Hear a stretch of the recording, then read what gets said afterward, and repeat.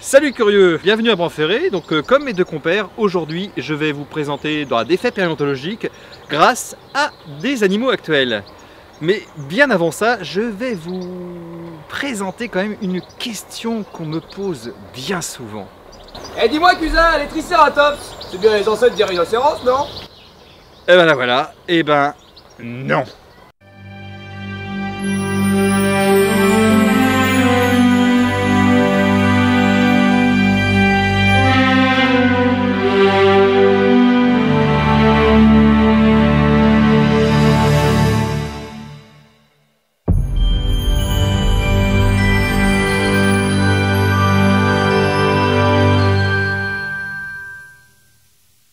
En paléontologie, dans les sciences de l'évolution, on utilise un terme pour expliquer ce genre de petites choses. Ce sont les convergences évolutives. Pour faire simple, déjà, le Triceratops, il fait partie des cératopsiens. Ce sont des animaux phytophages qui ont de grosses cornes et également de grandes collerettes à l'arrière du crâne. Alors que notre rhinocéros, lui, est un mammifère. Et entre autres, nos cératopsiens font également partie d'une autre grande famille qui sont les marginocéphales. On regroupe chez ces animaux-là, par exemple, les psittacosaures.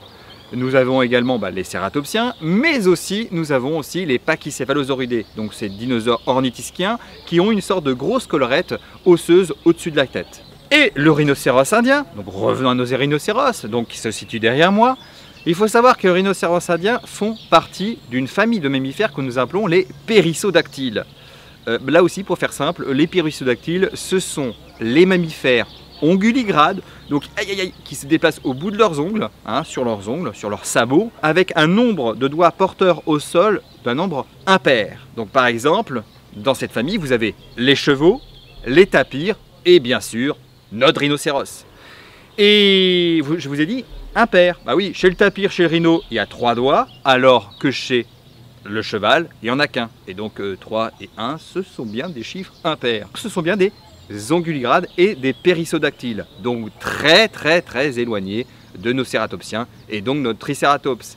Mais franchement, si je dois vous parler d'un dinosaure qui ressemble beaucoup au rhinocéros, c'est pas le Triceratops que je vais utiliser. Pourquoi? Tout simplement que le Triceratops, c'est celui que tout le monde connaît et qu'on le rapproche le plus facilement au rhino. Mais celui qui ressemble beaucoup au rhinocéros, c'est le centrosaure. Le centrosaure, grande corne nasale, à peu près de la même taille que notre rhinocéros. Donc maintenant, pendant cette vidéo, je vais utiliser centrosaure. Par contre, lui, notre centrosaure, c'est bien un cousin du Triceratops. Déjà là, on va faire un récapitulatif des points en commun entre le rhino et le centrosaure. Déjà, premièrement, ils sont tous les deux phytophages, ils mangent des plantes. Autre point commun, le bec. Alors, je m'explique. Le centrosaure, il a un bec corné, alors que le rhinocéros indien, lui, n'a pas un bec, mais il a plutôt une lèvre préhensile qui nous fait un peu penser à un bec et qui lui sert justement à venir attraper les branchages. Cédric, d'ailleurs, tu me le confirmes ou quoi? Oui, je te confirme, le rhinocéros indien, il chope bien les branches avec ses dents, mais aussi avec ces petites lèvres sensuelles. Confirmation. Bon, ils sont un peu de la bouche. En plus, ils sont quadrupèdes et ils ont une posture érigée. C'est-à-dire qu'ils ont 4 pattes au sol, ils se déplacent sur 4 pattes et ils ont les membres droits sous le corps. Ils ont une corne nasale et ils ont également des os pariétaux très développés, surtout chez les cératopsiens et donc chez le centrosaure, où là ça forme même une collerette. Donc là ce sont les points communs, mais la ressemblance s'arrête là. Déjà, la corne chez le centrosaure est osseuse, avec une petite couche de kératine par-dessus, mais la grande majorité de la corne est osseuse. Alors que chez le rhino, pas du tout. Chez le rhino, c'est que de la kératine. Autre particularité, chez les rhinos, on a 3 vertèbres sacrées au niveau du bassin, alors que chez le centrosaure, on en a 11.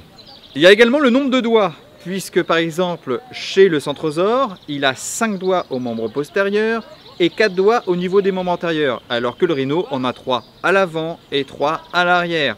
Donc vous voyez que là, on a quand même beaucoup de choses qui les distinguent vraiment l'un et l'autre. Et donc là, dire que ce sont quasiment les mêmes animaux ou que l'un est le descendant de l'autre, ça fait quand même beaucoup de particularités qui les séparent. Je vais m'arrêter là au niveau des différences entre ces animaux, la liste est longue. Mais je pourrais vous dire en plus qu'à l'époque du centrosaure, les ancêtres du rhino existaient bel et bien. Mais déjà, il ne ressemblait pas aux rhinos actuels, et en plus, il ressemblait plutôt à de petits rongeurs ou mustélidés. Pour faire simple, les loutres. Bon, il ressemblait à peu près à ce genre de mammifères. Alors, ce n'était pas des loutres, ni véritablement des rongeurs, mais c'était des mammifères qui ressemblaient à peu près à ça. Mais quels sont les facteurs qui ont fait que notre centrosaure et notre rhino ont des points en commun? Et c'est là qu'intervient ce terme de convergence, et c'est bien pour ça qu'on l'a inventé et qu'on y a mis une définition bien précise. Lorsque des animaux sont confrontés à des stress environnementaux similaires, donc un environnement, un mode de vie comparable, on peut voir des sélections qui vont entraîner des ressemblances. Certaines sélections vont être quasiment les mêmes et vont entraîner l'apparition d'organes similaires et peut-être même des fonctions similaires. Malgré qu'ils n'ont pas de lien de parenté, ils vont avoir des caractères similaires qui vont apparaître. On appelle ça des homoplasies. Alors là, je crois que je vous ai perdu. Je suis désolé, là j'ai encore dit un terme scientifique. Je vais vous expliquer ça, je vais faire simple. Déjà pour vous expliquer, le centrosaure et les rhinos ont un concours. Cela s'explique par leur alimentation similaire. Il faut savoir qu'à la fin du Crétacé, quand le centrosaure est apparu également une nouvelle grande famille de la flore qui sont les angiospermes, donc les plantes à fleurs. Et avec eux, de petits arbustes, de petites plantes robustes sont apparus. Et donc le centrosaure se nourrissait de ces petites plantes basses et c'est pour ça qu'il a un cou robuste et court pour pouvoir se nourrir des petites plantes basses, des petits arbustes qu'il y avait autour de lui, comme le rhino actuel. Autre exemple, la corne pouvait servir de moyen de défense pour se protéger des prédateurs. Et en plus, je peux vous dire, le centrosaure à l'époque, au niveau prédateur, il y avait du lourd. Parce qu'en même temps que le centrosaure et la grande majorité des marginocéphales et surtout des cératopsidés, des cératopsiens qui ont vécu à la fin du Crétacé, il y a une autre grande famille de gros théropodes qui est apparue, c'était les tyrannosauridés. Et je ne fais pas de dessin, la plupart, vous connaissez bien les tyrannosaures. Donc Albertosaurus, Gorgosaurus, Tyrannosaurus rex, et j'en passe, il y en a plein d'autres. Donc vous voyez qu'au niveau prédateur, il y avait le choix. Donc pour se défendre, c'est plutôt pas mal. Et le rhinocéros actuel peut s'en servir pour se défendre. Mais là je vous dirais, quand il arrive à sa taille adulte, le rhinocéros, les prédateurs se bousculent pas au portillon. Parce que même le lion en Afrique ou le tigre de Bengale en Asie pour notre cher rhinocéros indien, quand vous avez un bestiau de 2 tonnes avec même le lion qui est pourtant de grande taille et également le tigre de Bengale, ils ne vont pas s'amuser à s'attaquer à des proies aussi grosses et ils risqueraient beaucoup d'y laisser, pas des plumes là, mais des poils. Donc non, il n'a pas beaucoup de prédateurs naturels. Mais pour les jeunes, oui, ça peut lui servir, mais ça peut lui servir aussi au niveau des joutes. Bah oui, pour aller se taper de petites femelles et pour pouvoir préserver justement son espèce dans la durée, il peut s'en servir pour se battre contre d'autres mâles et donc pouvoir valoriser son patrimoine génétique via les petits. Donc ce qu'on appelle tout simplement, oui, là j'ai été long, qu'on peut appeler ça tout simplement des joutes. Et je peux vous dire, les centrosaures, ou du moins les cératopsidés, on a des preuves, ils ont bien fait la même chose. Oui, on a découvert des marques et des empreintes, des cicatrisations osseuses au niveau des collerettes, par exemple de Triceratops, alors là, cousin du centrosaure, où on s'est aperçu qu'elles correspondaient vraiment précisément à d'autres cornes, d'autres Triceratops. Donc on sait par ces indices que nos chers cératopsiens, ils faisaient des joutes. Bon, c'est quand même une hypothèse, mais ça paraît crédible, que nos chers cératopsiens, dont nos centrosaures, les utilisaient aussi pour pouvoir valoriser leurs gènes et faire des joutes entre mâles et pour justement se faire apprécier des femelles. De plus, cette capacité à utiliser leurs cornes a développé fortement leurs muscles au niveau du cou, aussi pour se nourrir de végétaux, mais également pour donner de grands coups de corne, ce qui explique également le fort développement des os pariétaux à l'arrière du crâne. Alors c'est vrai que chez les cératopsiens et par exemple chez les centrosaures, ils sont quand même très développés pour former aussi des collerettes. Et d'ailleurs là, on va revenir encore à nos joutes et à la conquête des femelles. C'est peut-être aussi un attrait pour pouvoir justement avoir les mérites de ces chères femelles. On pourrait finir par quoi? Que c'est pas parce qu'un animal a des similitudes, a des caractères similaires à un autre qu'il est forcément de la même famille ou de la même lignée, ou on va dire plus simplement de la même lignée proche, parce que si on part du principe qu'on n'est pas de la même lignée, tout être vivant sur Terre a un ancêtre commun, mais on va dire que leur ancêtre proche n'est pas le vecteur de l'apparition de leurs caractères similaires. On peut en conclure quoi? Eh bien tout simplement, les ptérosaures, ancêtres des oiseaux, eh ben RIP.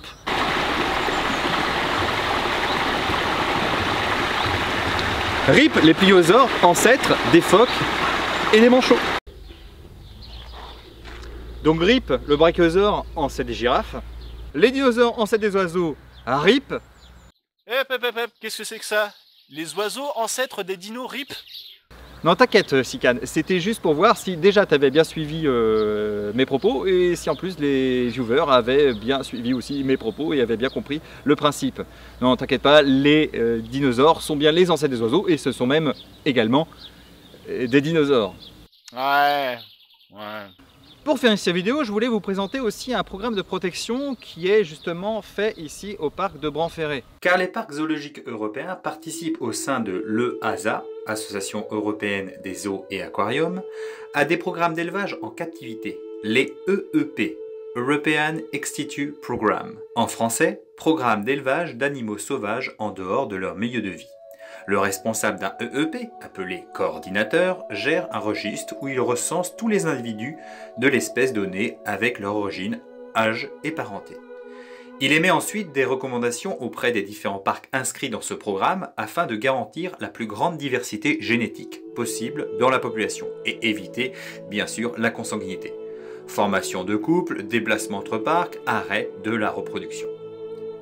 Le parc de Branferré accueille plus de 35 espèces en EEP, dont les rhinocéros indiens, mais aussi les manchots de Humboldt, les girafes, les makivari-roux, les grues du Japon ou encore les tamarins pinchés. Voilà, c'est fini pour moi. D'ailleurs, je vous invite à aller voir les vidéos de mes deux compères.